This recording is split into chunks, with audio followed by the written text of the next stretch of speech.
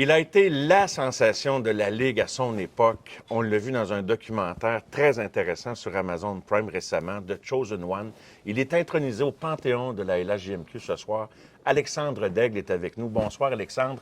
Félicitations pour cet honneur. Ben merci, Mario. Je suis vraiment heureux de ça, moi aussi.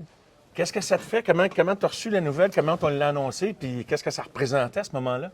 Ben Mario m'a appelé, puis il a fait comme c'était comme un meeting pour me parler du futur de la Ligue. Que j'avais peut-être. Je me semblait que je pense. Ça fait longtemps que quelqu'un m'a pas appelé pour me demander le futur du junior. Je trouvais ça suspicieux, puis il m'a annoncé ça que je faisais partie des sélectionnés. J'étais très, très heureux. Écoute, ça fait quand même longtemps. Ça fait 30 ans que je suis plus dans la Ligue, 31 ans maintenant. Puis ça passe vite quand même. Mais non, c'est une belle honneur. Comme on dit, j'ai passé la gratte avec le hockey mineur et junior québécois. Fait que je suis bien content. Ça boucle la boucle, en quelque sorte? Bien, dans le hockey québécois, je pense que oui. Là. Tu peux pas avoir plus grand honneur. Ça va être tough, là. Mais ben oui, c'est des belles années aussi. Là. C'est des années où tu es jeune. Tu t'en vas de chez toi à 16 ans, tu rencontres des gens, tu essaies de faire ta vie, tu essaies de maturer, d'avoir de la maturité là-dedans, puis grandir et tout. Pas évident, là. Moi, j'ai un enfant, j'ai 3 enfants, mais il y en a une qui a 16 ans. Je ne verrai jamais mon enfant partir à 16 ans. Mais c'est ça, le hockey junior, là. C'est quelque chose, là. Pas évident. C'est quoi le souvenir que tu as de la première fois que tu t'en vas? Que tu te pars de la maison, là, puis où c'est que tu t'en vas, puis... Ouais, je te dirais fébrile, parce que tu as hâte de voir. Tu sais, quand tu es joueur de hockey mineur, tu penses tout le temps à l'année d'après. Parce que tu passes mettons, de Pee-Wee à Bantam, là, tu as les mises en échec. Tu sais, c'est vraiment stressant pour un petit gars de Pee-Wee à Bantam. Surtout quand tu vas jouer au haut niveau, tu le sais que c'est les meilleurs, donc ça va frapper. Donc, il y a vraiment un stress. Quand tu arrives de midget à junior, ben là, à la place de jouer avec tes chums de 15-16 ans, tu vas jouer avec tous des inconnus qui ont 18, 19, 20 ans. Parce qu'il n'y a pas beaucoup de joueurs à 16 ans qui jouent dans la Ligue junior majeure du Québec. Il y en a, mais il n'y en a pas tant. Donc, c'est l'anxiété de pouvoir performer à ce niveau-là. Ça, c'est le plus gros. Pour moi, c'était ça. Puis ensuite, ben une fois que ça a commencé le camp d'entraînement, mais là, la vie commence. Mais là, tu t'en vas dans une maison de pension, tu rencontres des nouvelles personnes que c'est pas comme si tes parents les ont screenés, l'équipe t'es donne. Là. Moi, j'ai été chanceux. J'ai rencontré Nicole Péréal Desharnais qui ont été fantastiques. Puis, ils sont venus à mon mariage, on a une belle relation, puis tout ça. Fait que ça a été... j'étais très chanceux. Victoriaville a fait une grosse job avec ça. C'était Michelin qui s'occupait de moi à ce niveau-là. Pierre Lacroix aussi était là-dedans, là, pour vraiment que j'arrive là, être protégé d'un sens, là, parce que, tu sais, il y a 35 ans là, ou 33 ans, il n'y avait pas de réseaux sociaux, il n'y avait pas de, il y avait pas de blueprint non plus pour un nouveau premier choix là, au futur aussi. Fait que, non, ça a été beaucoup de premières pour moi, pour Pierre Lacroix, pour Michelin, pour beaucoup de monde dans la Ligue. Fait que, ben, regarde, 30 ans plus tard, c'est correct. C'est juste qu'à un moment donné, il y a eu des montagnes russes, mais c'est correct. Le recul, aimes-tu vieillir pour ça? Tu sais, pour regarder, pas juste regarder en arrière, je suis convaincu que tu continues de regarder en avant, puis tu as plein de projets, mais tu sais, par rapport à tout ce que tu as réalisé dans le hockey, tout ce que tu as vécu. Oui, bien, je pense que le documentaire a bien fait ça, parce que c'était pas un documentaire c'est pas moi qui ai produit ça, c'est pas moi qui a eu cette idée-là. C'est venu de la Ligue, d'un producteur à la Ligue, Jay Nelson, qui est arrivé avec cette idée-là.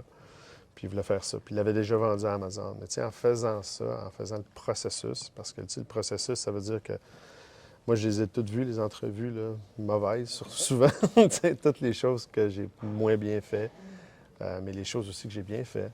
Donc, ça te met beaucoup en perspective, plein de choses. Puis ça m'a rendu vraiment, tu sais, vraiment avoir une perspective, je dirais pas heureux, tu sais, je ne sais pas comment dire, mais je suis très bien avec ça. Tu sais, je me dis, Calique, j'ai quand même joué plus de 650 matchs, 2 lockouts, puis j'ai 4 ans en Europe. J'ai quasiment joué comme 1000 matchs pro. Puis quand j'entendais parler de monde, c'est comme si j'aurais joué 100 games dans la Ligue. Ça fait zéro sens, mais tu sais, dans ma tête, c'était comme ça. Mais le mettre en perspective a fait plein de belles choses. Puis ça m'a donné beaucoup de confiance aussi d'aller dans les médias. Puis je suis content. TVA Sport m'a appelé, puis ce temps-là, j'étais avec eux. Il y en a qui écrivent une biographie, ils disent d'une biographie que ça a presque été thérapeutique. Dirais-tu que le documentaire puis toute l'introspection que ça provoque quand tu acceptes de participer à un événement comme ça a eu cet effet-là? Oui, parce que tu rentres là-dedans, tu es vraiment négatif. Parce que ton brain te dit, OK, là, ils vont juste sortir les médias sénégalais, beaucoup de choses, là. Puis après ça, tu vois tout l'arc de tout ça, puis là, ça te met nostalgique, ça te met... tu sais, c'est des beaux moments quand même, là. Il y a beaucoup, beaucoup de beaux moments. Puis aussi, 30 ans, c'est long, mais c'est vite passé, puis tu oublies beaucoup de sections qui est incroyable. Tu sais, j'ai quand même... j'ai été 4 ans à Davos, ça a été super. J'ai gagné 2 championnats du monde, ça a été incroyable. J'ai vécu à Los Angeles 10 ans. Tu sais, oui, c'est pas du hockey, mais je peux te confirmer que j'en ai eu du plaisir. Tu sais, ça vient vraiment une vie de... Je suis chanceux. J'étais un petit gars de Laval qui parlait pas anglais à 16 ans, 17 ans. Puis mais, tu sais, j'ai tout vécu ça. Fait que, tu sais, ça a été un beau... Puis là, ils te mettent tout ça en perspective. Là, tu dis, hey, c'est quand même super hot. Puis après ça, tes enfants écoutent ça quand t'étais... Parce que mes enfants me connaissent pas comme joueur de hockey. Ils me connaissent pas comme papa. Ils m'ont jamais vu jouer. Ils ont vu, mon jeune, ils ont vu une coupe d'highlights là, dans les années 90, mais pas plus. Là. Fait que c'est vraiment un eye-opener pour eux autres. Puis c'est pas comme si je vais m'asseoir avec eux autres puis je vais tout leur conter qu'est-ce que j'ai fait dans la vie. Là. Que ça, c'était parfait. Regarde, t'as pas besoin. 45 minutes, tu vas le savoir. Avant la proposition d'Amazon ou de la Ligue du responsable, tu sais, tu te sentais-tu prêt à un exercice comme celui-là où ça nécessitait réflexion? Puis je suis curieux de savoir, avant de t'ouvrir à ça, t'étais-tu comme...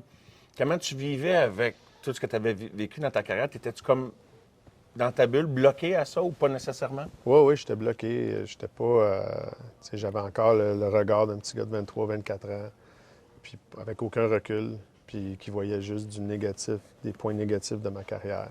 Au lieu de tout revirer ça de bord pour dire, regarde, oui, il y en a du négatif, mais il y en a pas mal plus de positif. Donc, ça m'a pris... tu sais, je l'ai rencontré, il m'a fait son pitch. Après ça, j'ai comme réalisé, j'ai dit, il va le faire anyway. C'est comme...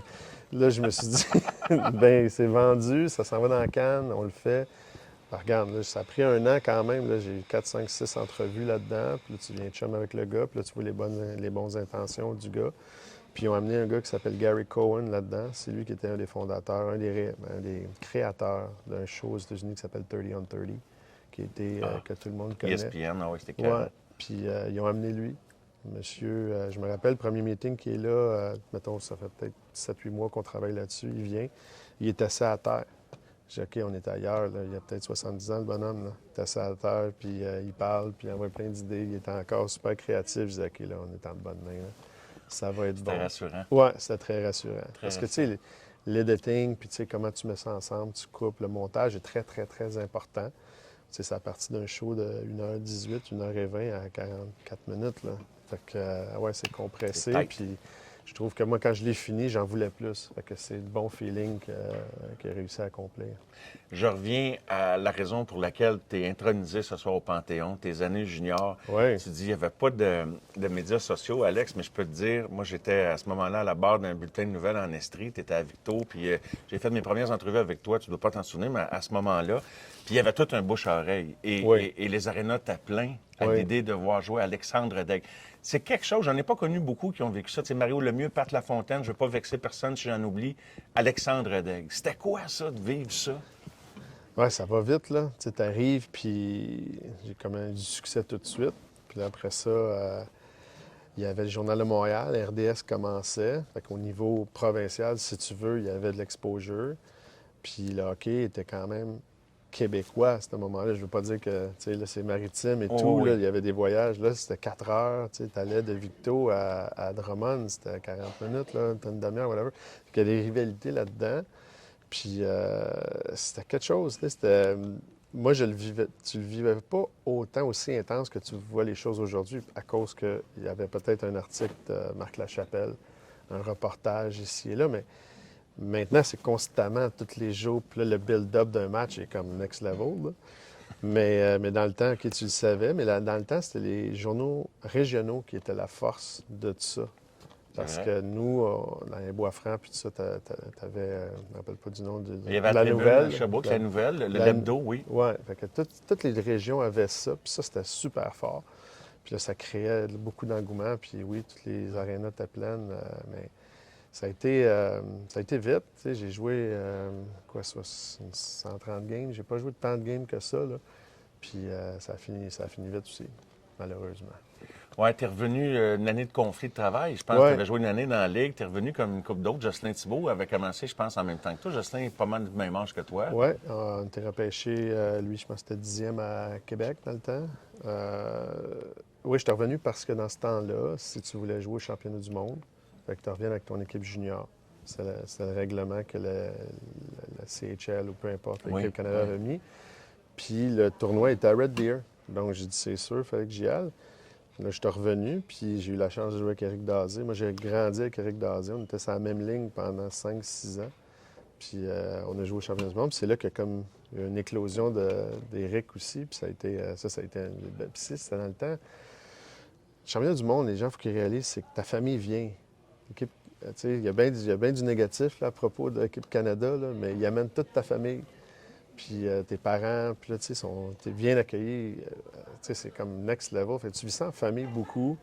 Puis, tu sais, au Canada anglais, c'est comme vraiment, c'est quelque chose, là, le championnat du monde. Ça fait partie des fêtes, ça fait partie de. Socialement, là, c'est plus gros que la Ligue nationale. Là. Fait que, à Red Deer, c'était incroyable. On avait joué au Saddle Dome, on avait joué à Edmonton, tout ça, c'était plein. Fait que ça, c'est des beaux moments avec mon père. Puis ça. Je suis content que tu nous partages ça, du fait que tu regardes ta carrière et que tu es capable de regarder avec fierté en arrière tout ce que tu as réalisé, tout ce que tu as accompli. J'ai des moments en tête, mais c'est toi qui as la réponse parce que c'est toi qui l'as vécu, ta carrière. Mais qu'est-ce que Ouais. tu pourrais identifier comme un des moments où tu as été le plus fier de jouer dans la Ligue nationale, que ce soit au début ou à la fin de ton parcours? Ben, je te dirais les premiers matchs. Le premier match, je pense que c'était contre les Nordiques. Ça, c'est vraiment une fierté parce que c'est comme le rêve ultime. Là. Tu veux avoir ton chandail là, puis tu veux jouer ton premier match. Le repêchage, pour moi, c'était extraordinaire. Le repêchage junior aussi, parce que c'est la première fois que je vivais ça, là, ce level-là, avec les journalistes. Euh, je te dirais mon retour quand je suis revenu au hockey, ça a été big, parce que j'ai joué au premier match, j'ai joué avec Mario Lemieux. C'était mon idole de jeunesse à Laval. Ça a été des moments forts. Mes 2 championnats du monde, ça, je peux te dire que ça, j'ai encore les médailles, j'ai encore les chandails chez nous, puis je suis vraiment fier de ça. Plus maintenant, je te dirais qu'à l'époque, pour la raison, c'est que j'ai joué en Europe, j'ai joué à la Coupe Spangler, Canada venait, puis je voyais l'impact du Canada dans un pays comme la Suisse, juste à être là comme représente. Tu sais, c'est quelque chose, on ne réalise pas parce qu'on est Canadien puis on a dominé le hockey pendant des années, mais pour les autres nations, c'est quelque chose, un joueur qui a joué pour une équipe nationale comme le Canada. Fait que cette fierté-là est venue plus tard dans ma carrière. Fait que ça a été des moments forts. Je te dirais, c'est sûr que je me souviens de tous les taux de chapeau que j'ai marqués. Ça, c'est quand même spécial, ça, parce que c'est un autre moment. C'est dur à expliquer, mais quand tu scores ton 3e but, le monde pitch des casquettes. C'est comme weird the feeling. Puis là, tout arrête pendant 5 minutes, puis le monde ramasse ça, puis là, c'est toi, puis il te monte au Jumbotron, puis il remonte tes buts. C'est comme c'est weird, mais c'est ça aussi, tu sais. Fait que ça a été. Pas tout le monde qui a vécu ça, faut l'avoir Non, fait. non, c'est ça. Il n'y a pas grand monde qui a vécu ça. Puis quand tu fais ça, tu dis, OK, ça fait partie des mœurs, tout ça. Une autre chose, moi, j'ai eu la chance, je suis arrivé en 93, j'ai fait tous les anciens buildings. Puis c'était Chicago. Puis il y avait des marches, fallait-tu descendre. C'était comme. Puis il y avait l'orgue, puis tout ça. Puis les marches, je me rappelle, il y avait un de nos joueurs qui avait tombé, là. C'était vraiment dangereux, là. Le Boston Garden, Buffalo. C'était toutes des arénas, ça n'avait pas de sens qu'ils jouaient là-dedans. C'était petit, là, la glace était plus petite, les bancs étaient quasiment dessus, il faisait noir. Ça, c'est des belles mémoires, ça. J'ai envie d'ajouter peut-être à tes souvenirs, parce que moi, j'étais très content quand tu avais décidé de revenir au jeu, parce que tu avais Ouais. pris une première retraite Ouais. et tu avais réussi ton retour au jeu avec le Wild du Minnesota, Ouais. Jacques Lemaire, Mario Tremblay. Je sais pas si ça a une petite place dans tes souvenirs ou Ah t'étais ouais. Oui? Oui. Ben moi, j'en parle souvent de Jacques, Jacques puis Mario.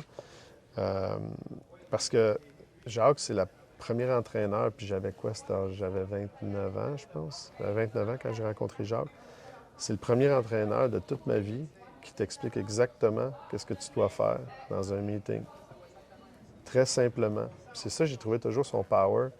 C'est qu'il n'y a pas besoin de te crier après. Il va te le montrer exactement. Puis il va te dire aussi les répercussions si tu le fais pas. Puis quand tu le fais pas, ben tu n'en as pas de surprise. C'est pour ça que Jacques, en tout cas, moi, je ne l'ai jamais vu en conflit avec personne. Ça a toujours été clair, c'était quoi. Ça m'a beaucoup. Puis j'ai toujours trouvé que Mario, c'était une super bonne personne. Puis souvent, on avait tendance à l'oublier. C'est sûr qu'il est revenu dans les médias après, puis tout. Puis ça a rectifié beaucoup de choses. Mais à ce moment-là, il était comme personne ne l'aimait, il n'y avait plus d'amour par nulle part. Puis pourtant, ça ne veut pas dire que tu fais une erreur ou deux dans ta vie ou des décisions que tu prends qui vont te définir. Puis je trouvais que Mario, je trouvais ça plate pour lui. Puis quand ça s'est tout rectifié. Je me rappelle, j'avais demandé à Éric Lapointe de venir à son 25e, à son bar. C'était à Alma. À Alma, ah oui? Oui, puis Éric était venu, puis il avait chanté pour Mario. C'était une surprise. Puis j'étais vraiment heureux de l'avoir fait parce que je trouvais que pour lui, pour son monde, puis tu sais, c'était un bon gars.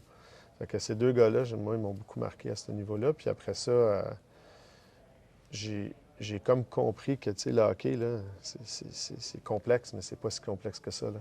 Tu sais, oui, il y a des schemes de jeu, il y a des stratégies de jeu, je comprends ça. Mais quand tu l'expliques très bien, petit gars, là, pas si compliqué. Fait que tu as raidé une carrière incroyable sur l'instinct puis sur des habiletés, hein, dans le fond, avant qu'on t'enseigne tant que ça, Alex, en résumé. Là. Ben moi, je pense que oui. Puis j'étais dans un temps, il y avait beaucoup de criage, c'était un autre genre d'intimidation pour les coachs, puis le toughness, puis tout ça. Je trouve que ça ça a changé. Là. Je pense que Jacques Lemaire était un des gars qui a changé la game à ce niveau-là. Puis c'est très, très bien. C'est mieux de même. Puis là, ben, avec tout ce qui se passe, les jeunes, il y a beaucoup plus d'informations. Tu pourrais plus, anyway. Mais non, Jacques a été influent. Puis un autre, c'est Jacques Martin. Je te dirais que Jacques Martin, ça a été aussi un autre entraîneur qui était très bon pour moi. Puis il expliquait aussi, c'est le premier qui a dit, dans un meeting, je m'en rappellerai toute ma vie, il dit, les boys, c'était juste à la fin de la saison, il manquait 1 ou 2 victoires.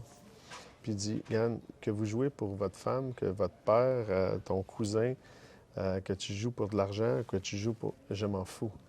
Je veux juste que tu joues demain soir. La raison n'est pas importante pour moi, c'est de faire ta job et bien la faire. Je termine avec ceci, Alexandre. Premièrement, je suis content que tu renoues avec la vie publique depuis la diffusion du documentaire sur Amazon Prime avec TVA Sport. La couverture de ton intronisation ce soir sur l'estrade, je pense que tu es un gars qui est à l'aise. En tout cas, c'est ce que je devine. Qu'est-ce que tu as envie de partager? Qu'est-ce que tu as envie de dire aux gens?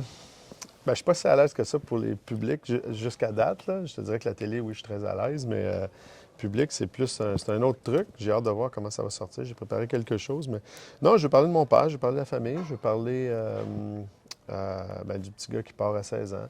Tu sais, je pense que c'est important qu'il faut mettre ça en perspective. On oublie souvent ça, là. C'est le fun que dernièrement, on a parlé de l'école et tout ça, parce que ça devient un enjeu. Là. À 20 ans, quand tu es dans le junior, là, 30 ans, c'était la fin des haricots, puis tu as recommencé à travailler. Tu sais, là, on n'est plus là. Fait que, je ne parlerai pas de ça aujourd'hui. Je vais parler de mes années à Victo, ça c'est évident. Puis je vais envoyer 2-3 petites lignes à Maxime, puis à Patrice, puis à tout ça. C'est quand même des joueurs qui ont fait leur marque, pas juste dans le junior, dans la Ligue nationale. C'est quand même assez impressionnant. Alexandre Daigle, félicitations. Merci pour ces beaux moments et profite bien de ta soirée. Merci beaucoup. Merci. Merci.